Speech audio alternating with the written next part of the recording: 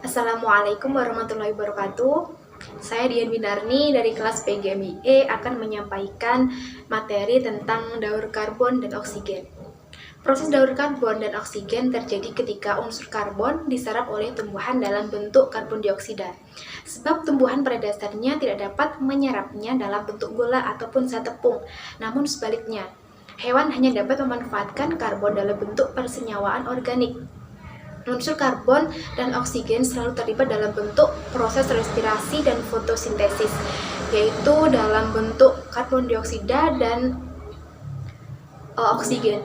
Oleh karenanya, ketika kita membahas daur karbon, pada dasarnya juga membahas daur oksigen juga, karena keduanya saling berhubungan.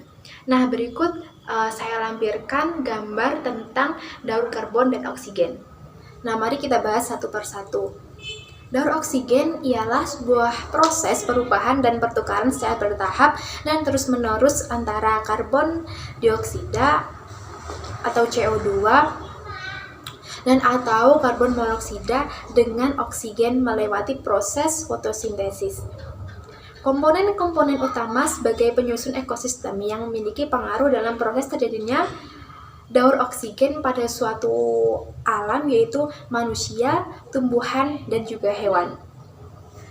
Nah, proses daur oksigen diawali yaitu yang pertama, pada saat terjadi proses fotosintesis, alga pada tumbuhan akan menyerap karbon dioksida yang akan menghasilkan oksigen yang dilepaskan ke atmosfer.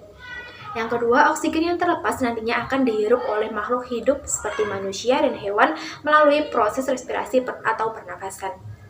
Nah, di dalam tubuh makhluk, oksigen merupakan bahan bakar untuk sari makanan yang diproses dalam metabolisme dalam tubuh. Setelah diproses dalam metabolisme, kemudian menghasilkan karbon dioksida ke atmosfer. Nah, dari industri pabrik juga bisa berlaku oksigen sebagai aktivitas bekerja dan membuang karbon dioksidanya ke atmosfer sebagai limbahnya. Dari hasil respirasi dan pembakaran dari industri pabrik kemudian akan menghasilkan CO2 dan H2O, yang mana dari kedua senyawa ini adalah sarana bagi tumbuhan untuk melakukan fotosintesis. Yang terakhir adalah proses yang saya sebutkan di atas merupakan alur dari proses daur oksigen yang terus berjalan. Nah, yang selanjutnya yaitu mari kita membahas tentang daur karbon. Daur karbon merupakan suatu aliran yang berjalan melalui berbagai bagian sistem di bumi, baik itu melalui tumbuhan, manusia, dan hewan yang terjadi secara alami.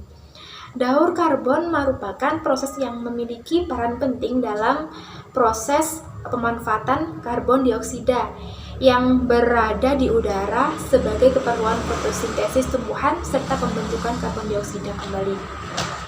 Lalu sumber dihasilkannya karbon itu dari mana sih? Yang pertama yaitu karena aktivitas organisme meliputi fotosintesis dan respirasi. Yang kedua yaitu karena aktivitas alam seperti kebakaran hutan, erupsi vulkanik, dan gunung Merapi. Nah, daur karbon itu pada awalnya daur karbon melakukan penyerapan terhadap senyawa CO2 oleh tumbuhan dan dijadikan persenyawaan organik. Di dalam proses pernafasan pada tumbuhan dapat menghasilkan karbon dioksida dan juga oksigen. Oleh karenanya, daur karbon yang paling pendek yaitu terjadi pada tumbuhan, lingkungan, dan kembali lagi ke tumbuhan. Pada hewan, ketika mau mendapatkan karbon, maka dapat melalui proses ketika hewan tersebut mengkonsumsi tumbuhan. Tubuh hewan yang mati akan terurai menjadi CO2, mineral, dan air oleh pengurai. Karbon dioksida yang terbentuk itu kemudian dilepaskan ke udara.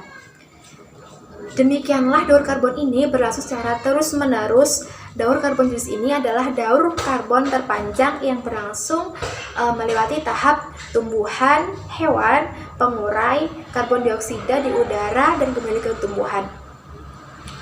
Nah, proses terjadinya daur karbon dan oksigen ini yaitu ketika hewan atau tumbuhan, bahkan manusia menghirup oksigen, maka akan menghasilkan karbon dioksida yang terlepas atau dilepaskan di udara. Sekian penyampaian materi tentang daur karbon dan oksigen dari saya. Wassalamualaikum warahmatullahi wabarakatuh.